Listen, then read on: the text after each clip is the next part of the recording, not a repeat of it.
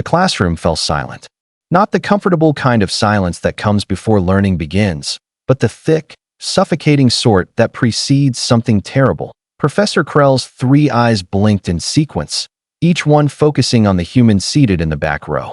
The student, a woman named Maya Torres, sat perfectly still in her combat plating, the dark gray armor reflecting the pale blue light of the station's overhead panels. "Miss Torres," Krell said, his voice carrying that particular tone of condescension that only tenured faculty could master. "Academy regulations are quite clear. No defensive gear in standard lecture halls. Remove it. Now." Around the room, 47 pairs of eyes, representing 12 different species, turned to watch. Some looked curious. Others looked smug.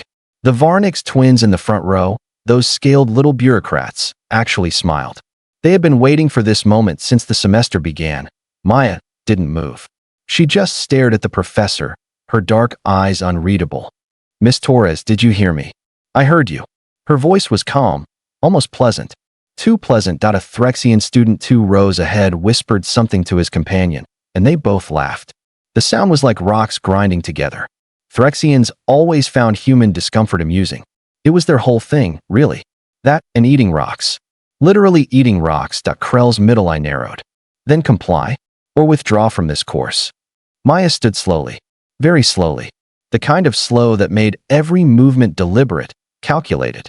She reached for the seals on her armor, and the magnetic locks disengaged with a sharp hiss that made half the class flinch. The chest plate came off first. That's when the whispers started. Burns. Deep, twisted burns that covered her arms, her shoulders, her neck. The scars were old but angry, the kind that never really heal. They crawled across her skin like rivers of melted wax, telling a story that nobody in that room wanted to read but couldn't look away from. The Varnix twins stopped smiling. Maya removed the arm guards next, revealing where the burns continued down to her wrists. Then the shoulder plates. Each piece of armor she removed exposed more damage, more history, more pain that had been carefully hidden away. "These," Maya said quietly, holding up one scarred forearm, "are from plasma fire. Tharkonian plasma rifles, to be specific. You know, the ones your government sold to the raiders? The ones they swore were just for peaceful mining operations." Krell's face, normally a pleasant shade of violet, had gone pale gray. "And this one," she continued, turning to show her left shoulder where the burn twisted into what looked almost like a handprint. "This one I got when I pulled a Thrin child out of a burning transport. Her name was Lissa. She was 6 years old. She survived. Her parents didn't." The Threxian students had stopped laughing. One of them was actively looking at the floor, his rocky exterior suddenly very interested in the tile pattern. "You want to know why I wear armor to class, Professor?" Maya's voice hadn't risen, hadn't gotten angry. Somehow, that made it worse. "It's because the last time I trusted that I was safe in a room full of people who claimed to want peace, I ended up spending 8 months in a regeneration tank. And even then, they couldn't fix everything." She set the chest plate down on her desk with a heavy thunk. "The raid on Outpost 7. 3 years ago. Your people called it an unfortunate misunderstanding. We called it a massacre. 243 humans dead. 16 other species caught in the crossfire because the Tharkonian fleet decided that our presence in neutral space was somehow threatening. Threatening. We were running a medical station." Krell opened his mouth, closed it, opened it again. Nothing came out. "I was a nurse," Maya continued. "My job was to heal people. Any people. We treated Varnix lung infections. We set Threxian compound fractures. We delivered Tharkonian babies, for Star's sake. And when your warships showed up, we didn't fight back. We tried to evacuate. We sent out surrender signals." She picked up the arm guard, traced one finger along a particularly deep scar. "They fired anyway. Plasma weapons against medical transports. Against unarmed shuttles. Against people who were literally begging for mercy in 17 different languages."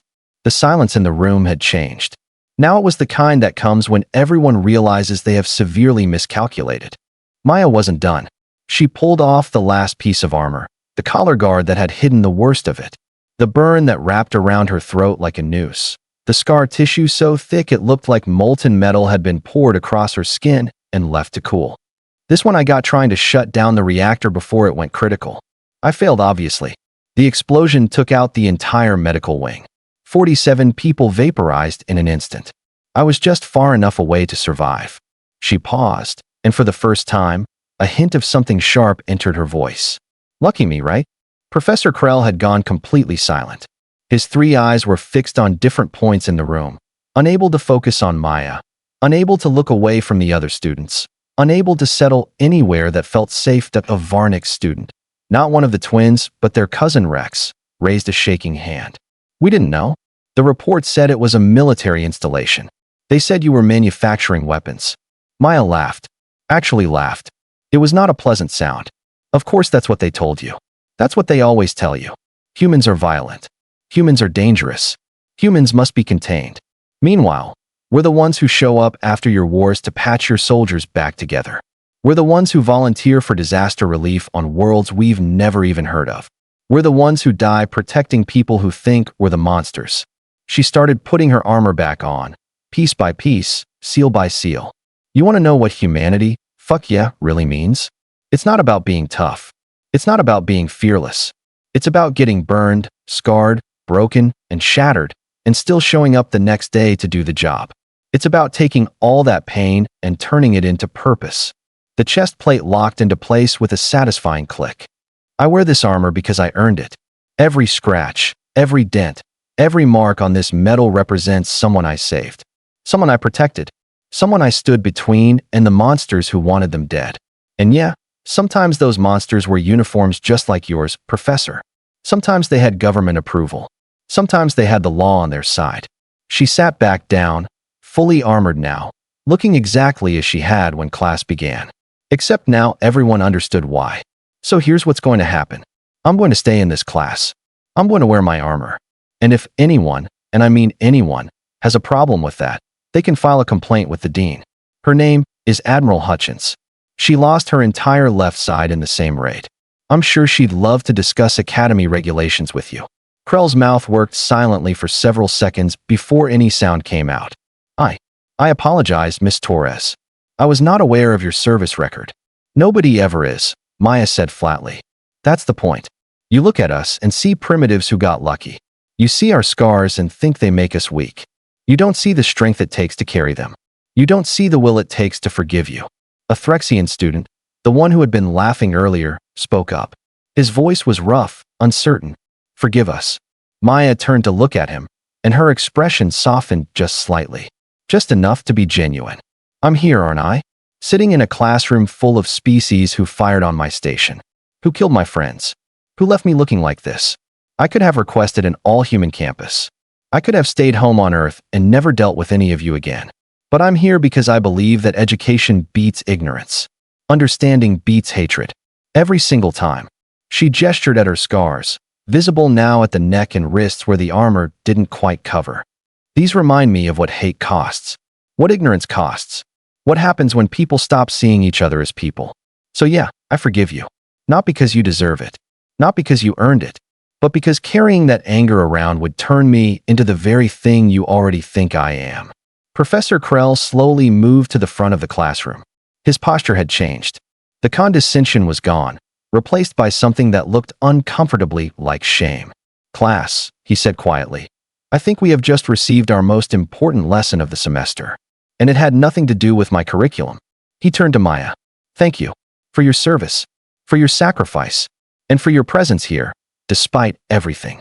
Maya nodded once. Just once. Now then. Krell continued, his voice firmer now. Let's begin.